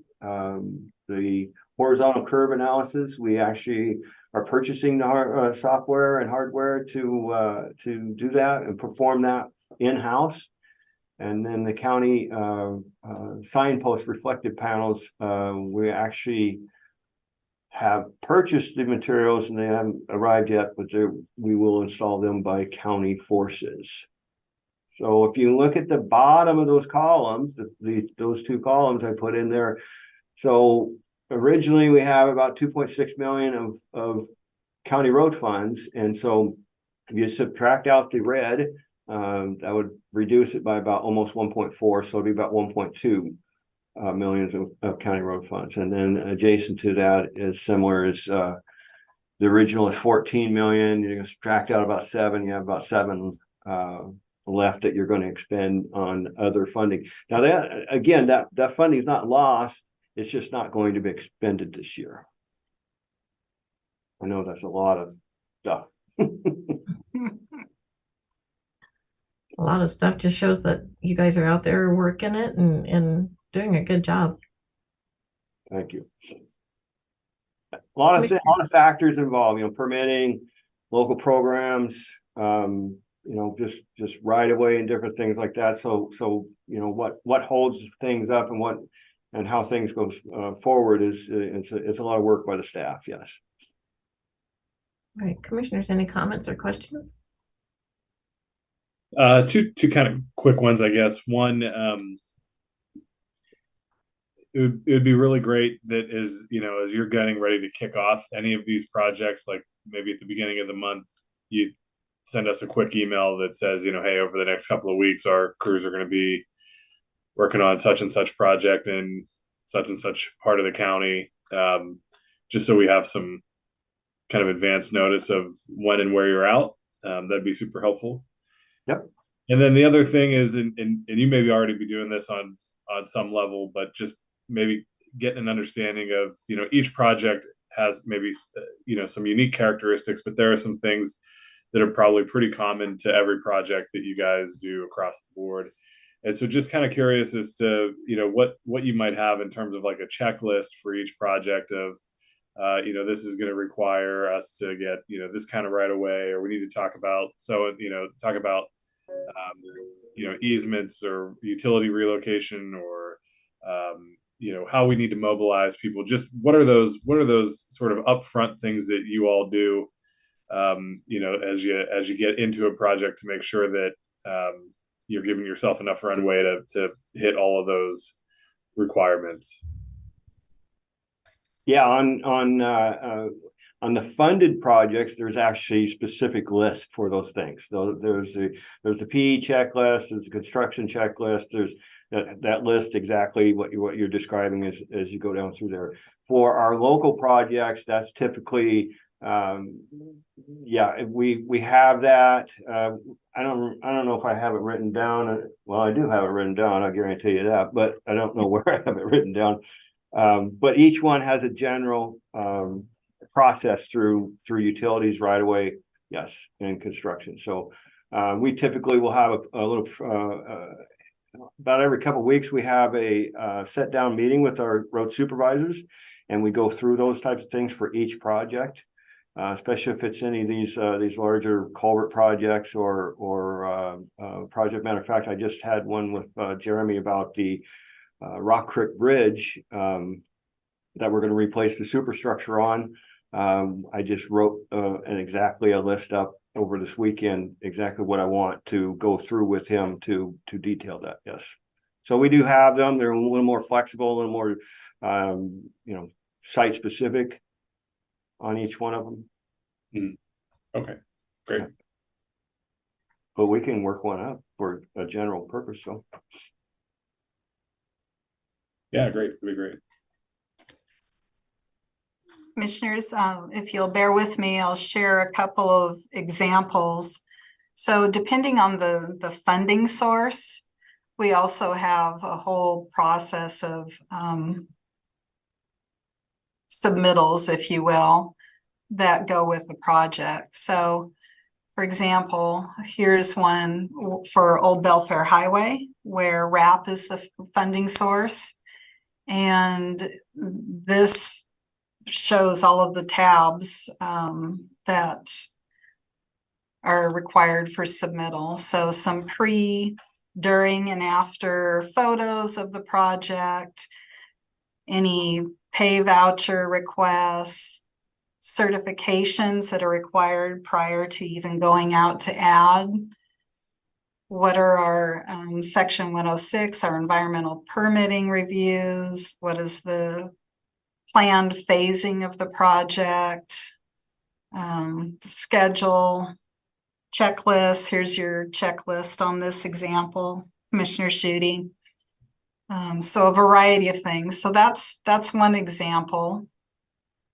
And then let's see, I'll show you another example from a different funding source. This is the PRISM, which you might be familiar with from some of the other grant programs, parks, for example. So here's the Lower Uncle John's project.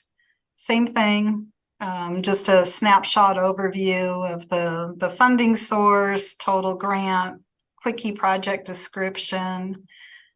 But then underneath at the bottom here is a whole laundry list of attachments and submittals that are required as part of the project. So progress reports, billing reimbursements, any amendments to the agreement, maps, all those good things.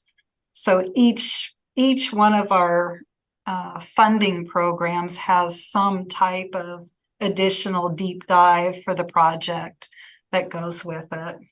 So yeah, a lot to manage for sure. Does that help, Commissioner Schutte, as far as answer the question about checklists and submittals and keeping track? Yeah, I mean, that's really, I've never seen this before, so this is really interesting to me. And I think where my head's at with that is just, how are we kind of functioning within the community, right? So we do these projects, we go, rip up some road, or we go, whatever, do a culvert. How are we sort of going through that process and looping in the appropriate people, depending on what elements of the project are happening, and how do we time that out the right way so that if it impacts other people, whether it's a public agency or a private landowner, so how are we kind of going through that so that they all have enough time to adjust accordingly as well? Sure. So I'm more interested maybe on the front end elements of a project, maybe the planning or pre-construction phase, and just curious about how we pull others into those conversations as needed. Mm-hmm. Yeah. So one of the biggies is coordinating with our utilities folks, right? So often some of our bigger projects, the culvert replacements, will require temporary or permanent utility relocations. So lining all that out, making sure that those folks have our 6-year tip in our annual construction program. That's their first heads up that this is what we're planning and thinking about.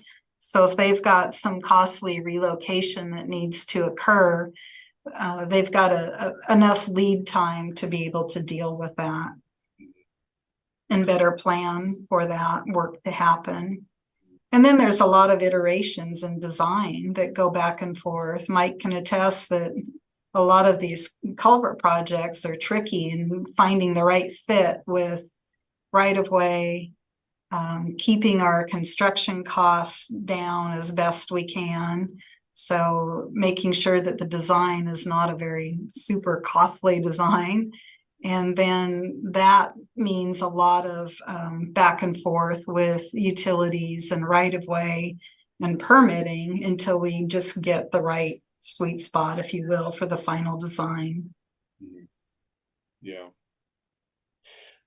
And sorry to kind of belabor the point here, I guess, but I also, wondered, does this come up at, like, these things are, at the admin breakfast, like, it'd be great to know, some coordination, I guess, even between us and the city, and just sort of knowing when their projects are happening. And, yep. I trust that these conversations are happening in those venues, but it seems like a great opportunity when you have a ton of your public agencies around the table that have projects going on at the same time, to coordinate on those when possible. Yeah, absolutely. That is one place where that coordination occurs, Commissioner. We have periodic meetings with the city as well to talk about upcoming projects and where we can share resources when possible. So that occurs. Our utility coordinator is retiring, Terry Connolly, at the end of this month.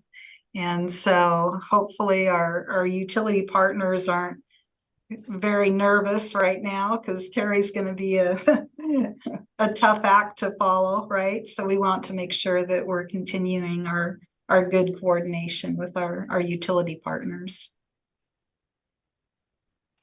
Great. And all the best to Terry. He was fantastic at what he does. Absolutely.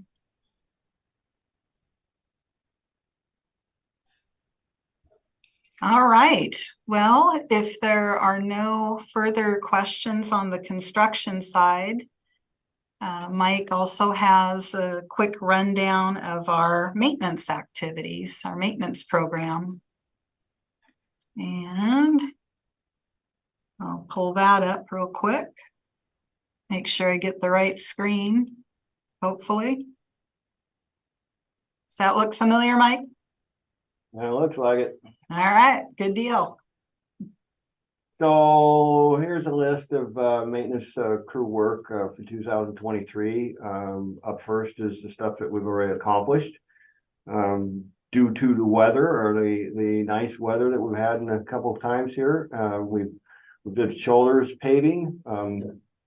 We did 4.6 miles of Rockdale Road, and we did Johns Prairie. We did Sand Hill the other day. Mason Lake gravel shoulders has been worked on. And I mentioned earlier, we're doing a RAP project there, reimbursement for Oblizalo Highway, doing some storm drain work there and some gravel shoulders. And if you haven't noticed, if you've driven out towards Matlock and down in that area, and even up on the Tahuya Peninsula, we've been doing county-wide stump grinding. We've got this little Bobcat, and we've got a stump grinder with it and attachment. And the crew has been going around, and they have just been wiping them out. They've been doing very good jobs of grinding those stumps that are all in a clear zone and stuff. So you may run off the road and hit the ditch, but you're not going to hit the stumps that we've been grinding up. So they've done a great job of it. So planned paving. Tomorrow we're supposed to be doing the front street down at the city. For the city, they're prepping it up today, and we're down there kind of helping a little bit on that too. So we're going to pave about 360 tons, I believe it is. So we'll get that done. In the future, later, we're still got scheduled for Shadowwood. That's a platted area there, and then Lakeland Drive and Homestead are both on our list. Next up was bridge repairs, Rock Creek Bridge superstructure replacement. The new superstructure is supposed to be here in June sometime.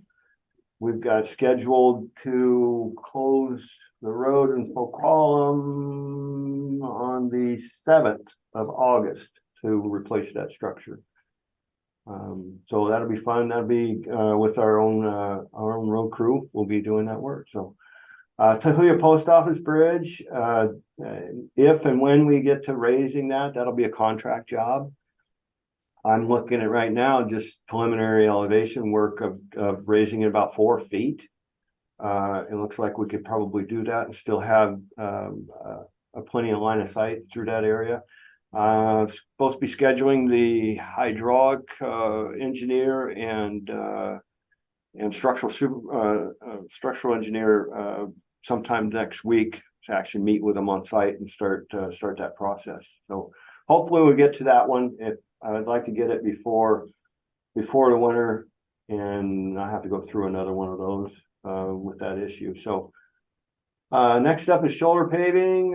Some of the work we still have to do is Grapeview Loop, Lynch Road down by the boat launch, 2 places out at Shelton Matlock. Shelton Matlock by Nawatzel. We'll have to do drainage in there too, so we can get the width that we need. That'll be a good project.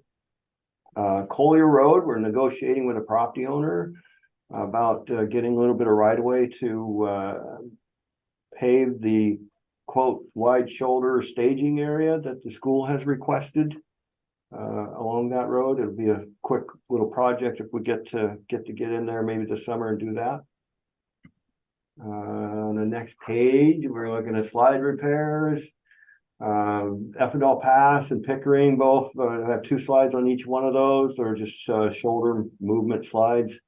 Those are FEMA reimbursable projects, and so we're going to do that with our own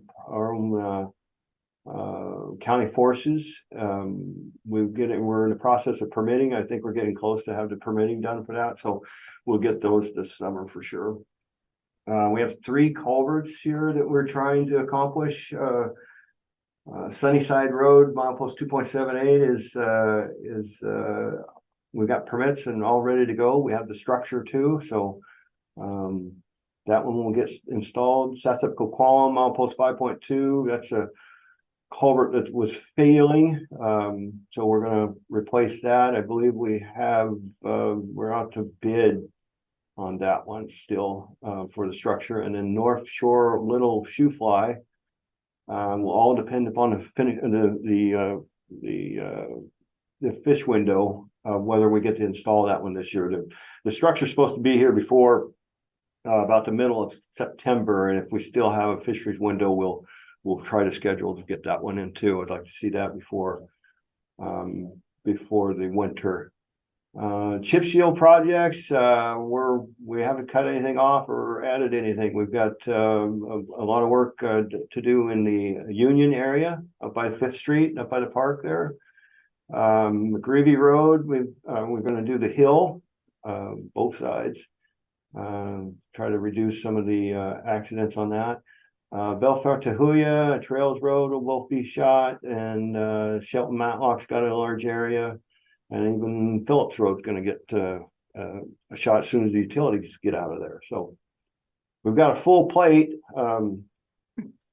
They've been doing a lot of work already, and we can't be more proud of what they're accomplishing. So.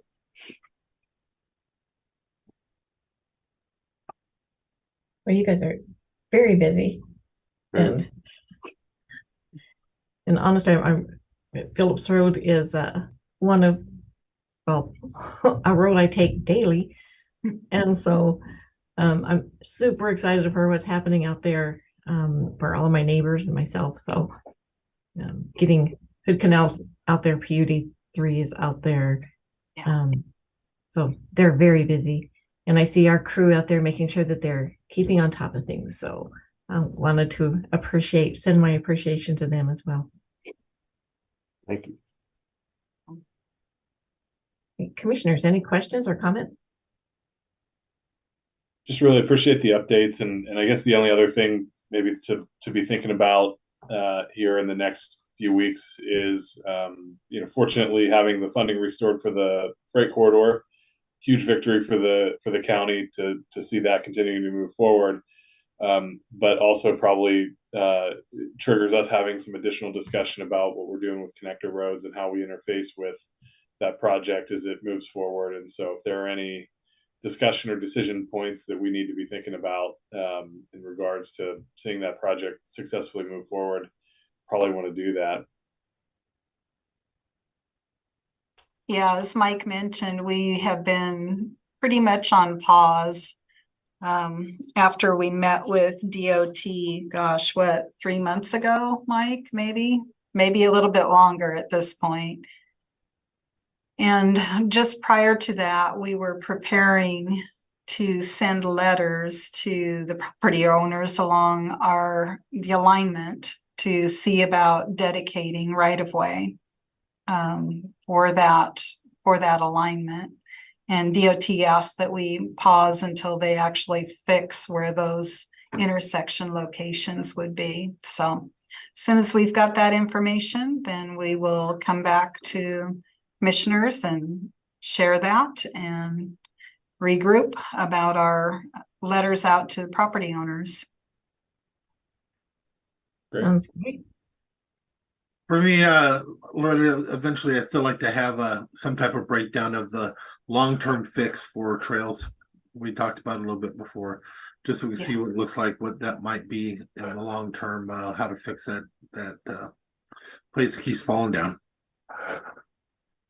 Yeah, Mike's got, I think, at least 2 potential solutions, maybe 3, and we will be glad to bring that back to the board and make a leap one way or the other. Thank you.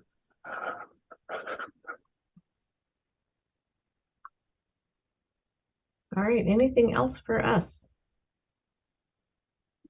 I believe that is it. Mike, anything else? Nope, we're good. All right. I guess the only thing I would add, commissioners, on the maintenance side of things, every year, this is part of our CRAB submittal. So similarly, we have a whole method to our madness on how we go about our maintenance program. And we lay out what our plan and budget is going to be. And then every year, and that is submitted to the County Road Administration. And then every year we report back on what was actually expended. And that is part of the responsibility of the county engineer, is to submit those, and part of the standards of good practice. So it's a pretty detailed process that happens every year. That's And great. hats off to Jeremy and his team, because they've got and our finance folks as well, a big hand in preparing and documenting all of those submittals. And that's it. That's the end of my 2 cents. I know you've got a good team out there, so truly appreciate Absolutely. all of them. Absolutely. As Mike said, could not be prouder of them. Right. Right. Well, All right. Well, if we have nothing else for us, and we have commissioners nothing for Loretta or her team. All right. Thank you, guys, and I'll see you on Wednesday. Okay. Thank you. You're welcome. All right, let's move on into commissioner discussion. Yeah, commissioners, just one quick item from me. So as was mentioned earlier, we have the county's broadband access team that's been working, or broadband action team rather, that's been working. And one of the opportunities that exists is to have essentially like a baseline study done. This is funded through Commerce, but we have to make an official request of Commerce through the BAT.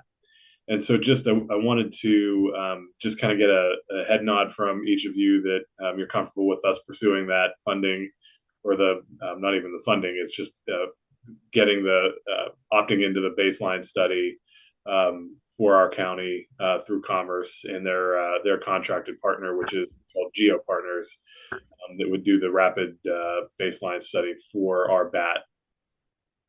I definitely am supportive. Could you explain to me what we're considering a baseline study? Yeah, so this is we've had fuller scale studies of in different pockets of the county. So obviously like PD3 has done some study work on needs throughout the county, Hood Canal and others, and so this is kind of an opportunity to sort of collate a lot of the information that's already out there and do that sort of initial gap analysis, and then once the broadband access team goes through and submits everything this June, there'll be opportunities to kind of build on this baseline study that Commerce will fund.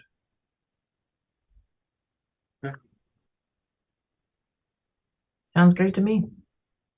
Okay, so this is I'll work through the BAT to get that request made through Commerce, and I'll follow up with you when I have more information.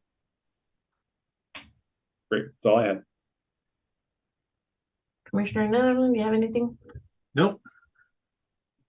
All right, I do not have anything either, at least nothing that I can remember right now. But we do have our meeting tomorrow.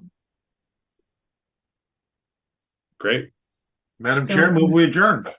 Second. All right, we are adjourned. I will see you all tomorrow. Thank you.